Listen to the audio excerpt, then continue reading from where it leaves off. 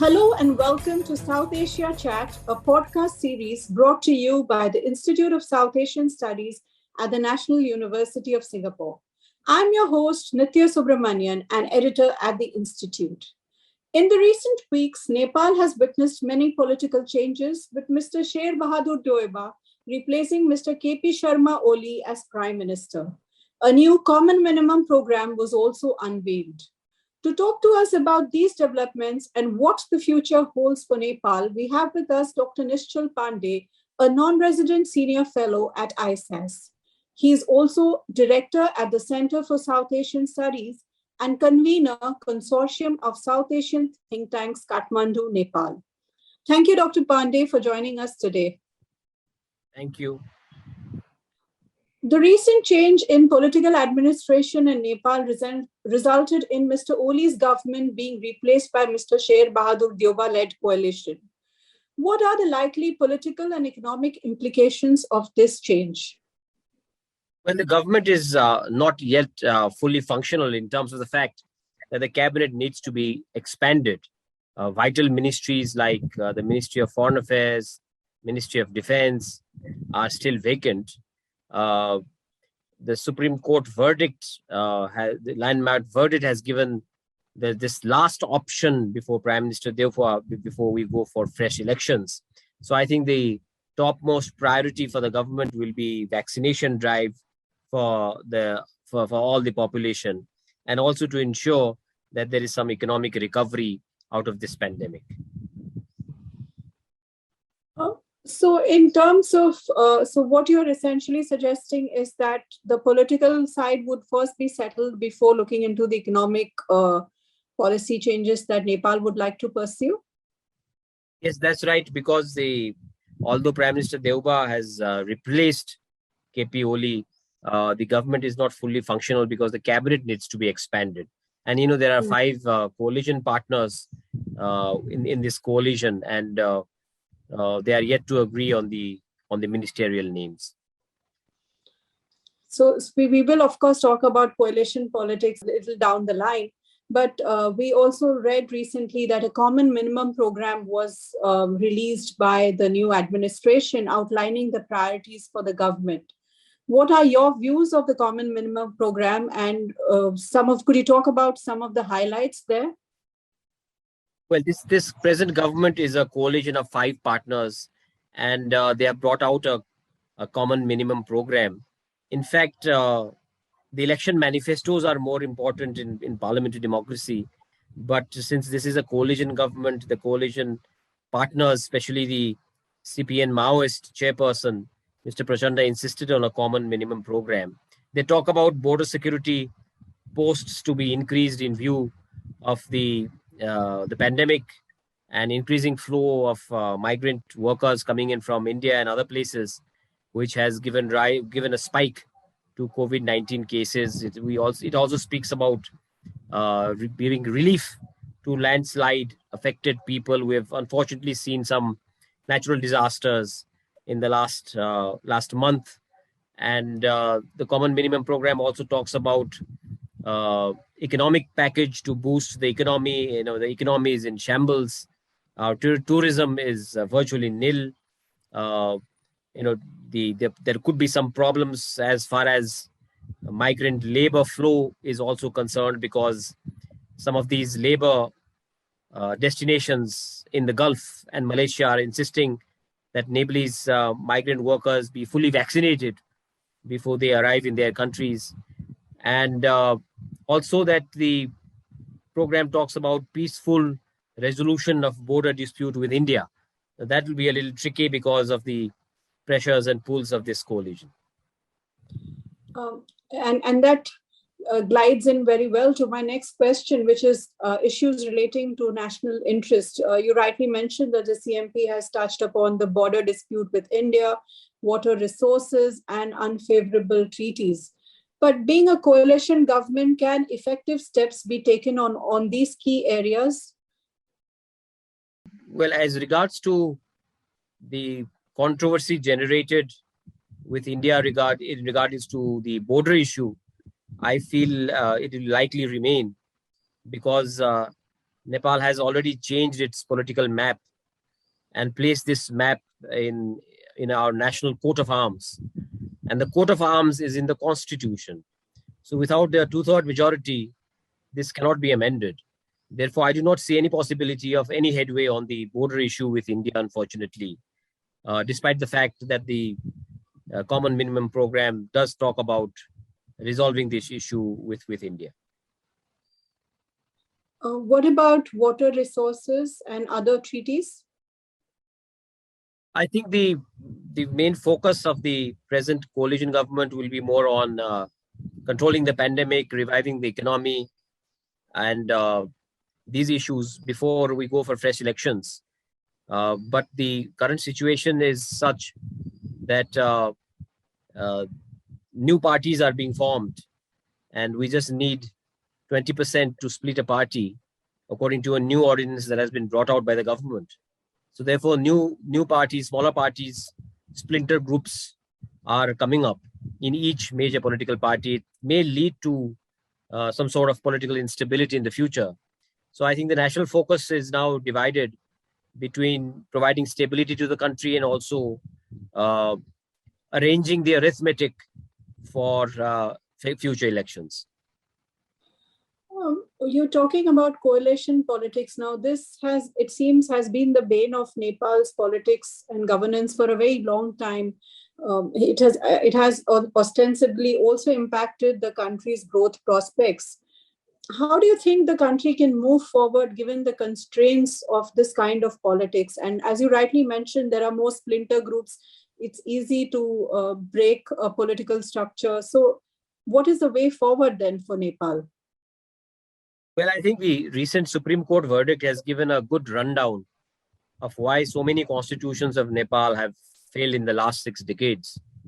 It cites the failure of having been induced by self-centered politicians, not focusing on providing good governance to the country, but rather concentrating on their own self-interest. And it also cites intolerance of the political party leaders for the failure of so many political experiments of Nepal.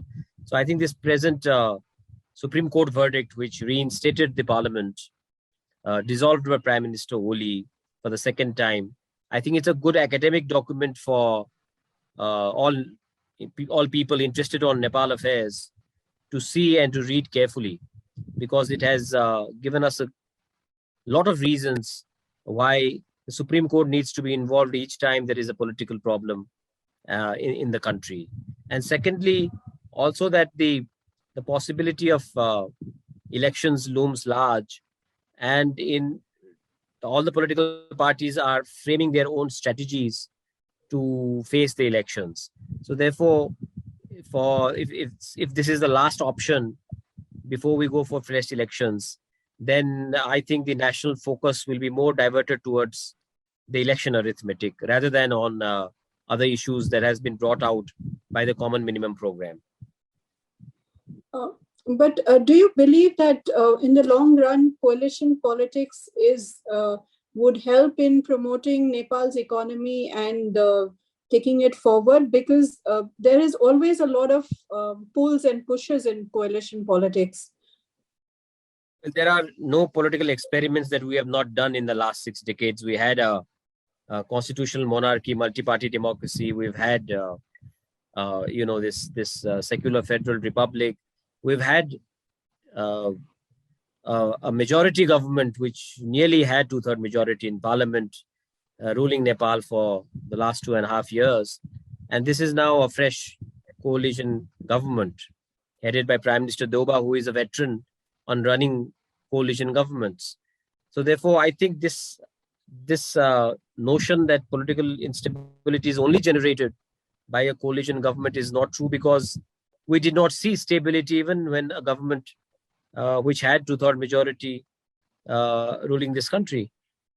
And the major and also that the party which has a majority also gets split each time they run a government. It happened in the past with the Nepali Congress, when Prime Minister GP Korala was the chairperson and the Prime Minister, when we saw when now with the CPN, the Communist Party of Nepal, was having a two-third majority, near two-third majority. It also got split.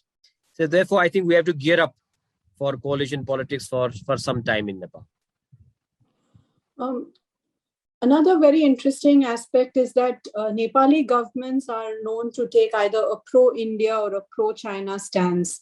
While Oli leaned towards China, Deuba seems to be in favor of India. How do you think Nepal will negotiate its relationship with these two large neighbors? And do you think that under the current administration, India and Nepal relations would improve, which had seen a certain amount of dip in the recent past? I think that is a very simplistic way of putting it. I think Nepalese leaders swing from being friendly towards India to being friendly towards China, depending on which way the wind is blowing. But as far as Prime Minister Deuba is concerned, he is constrained by the pressures and pulls of his coalition partners. Mr.